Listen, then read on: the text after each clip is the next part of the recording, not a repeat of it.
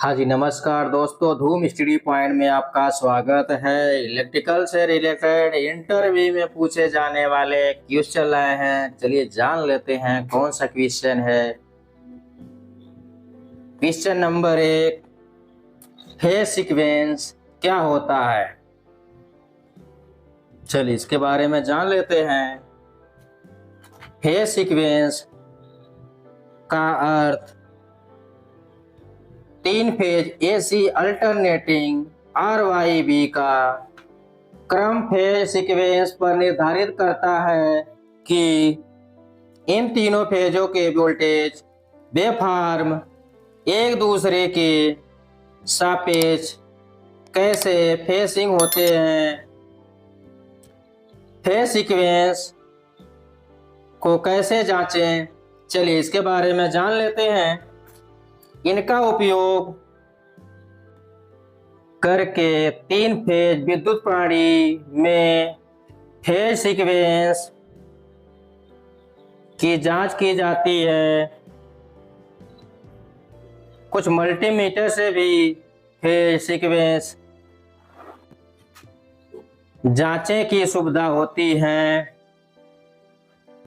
चलिए इसके बारे में समझ चुके होंगे। चलते हैं नेक्स्ट क्वेश्चन पर। क्वेश्चन नंबर 2, एपीएफसी पैनल में रिएक्टर का क्या काम होता है? चलिए इसके बारे में जान लेते हैं। एपीएफसी का फुल फॉर्म होता है ऑटोमेटिक पावर फैक्टर करेक्शन।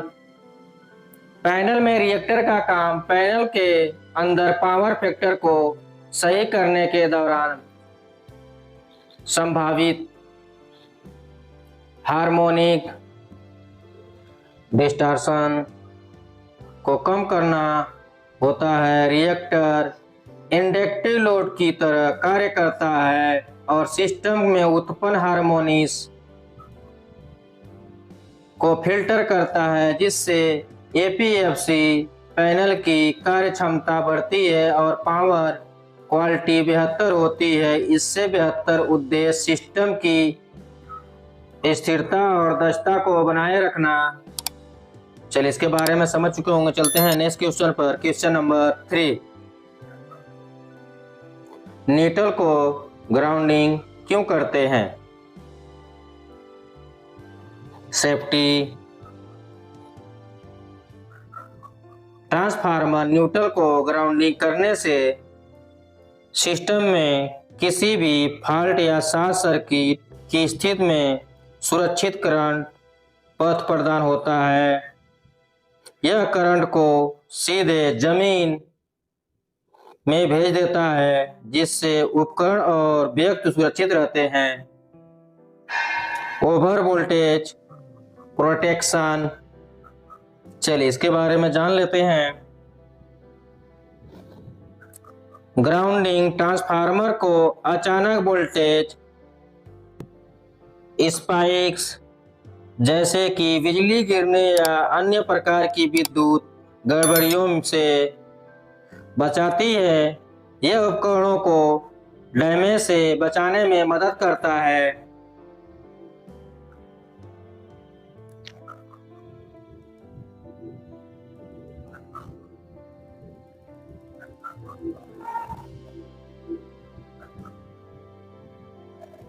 चलिए इसके बारे में समझ चुके होंगे। चलते हैं नेक्स्ट क्वेश्चन पर। क्वेश्चन नंबर 4, ट्रांसफार्मर में न्यूट्रल कैसे बनता है? चलिए इसके बारे में जान लेते हैं। ट्रांसफार्मर, जब ट्रांसफार्मर का उपयोग किया जाता है तो इसका सेकेंडरी साइड से 3 फेज का होता है। सेकेंडरी साइड के 3 फेज वाइंडिंग के जोड़े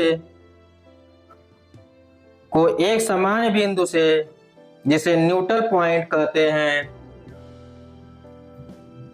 पर जोड़ा जाता है।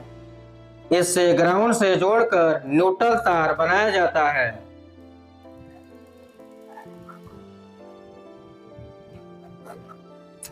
मेन डिस्ट्रीब्यूशन पैनल में न्यूट्रल बस बार होता है। इससे मुख्य ग्राउंडिंग सिस्टम से जोड़ा जाता है।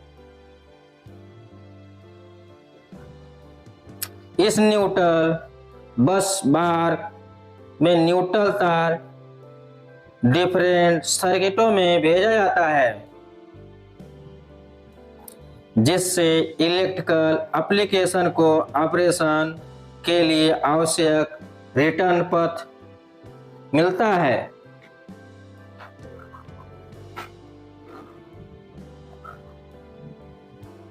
चलिए इसके बारे में समझ चुके होंगे, चलते हैं नेक्स्ट क्वेश्चन पर। क्वेश्चन नंबर 5, 3 फेज वोल्टेज 415 क्यों होता है?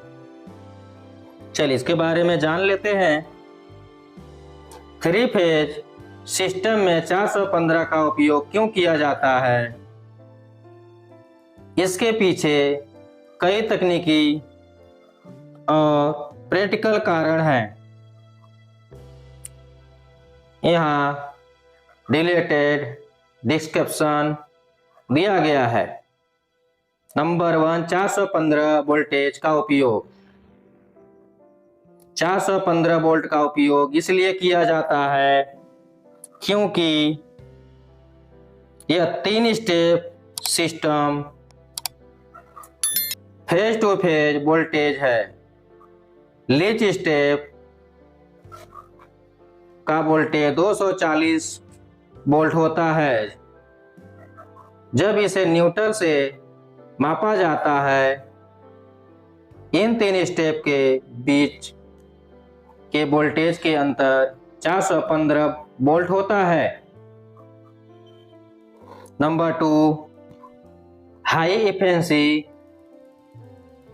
हाई वोल्टेज पर इलेक्ट्रिक पावर का डिस्ट्रीब्यूशन करने से ऊर्जा हानि कम होती है। कम करंट की आवश्यकता होती है, जिससे केबल और अन्य उपकरणों के साइज को कम किया जा सकता है, जिससे लागत में बचत होती है।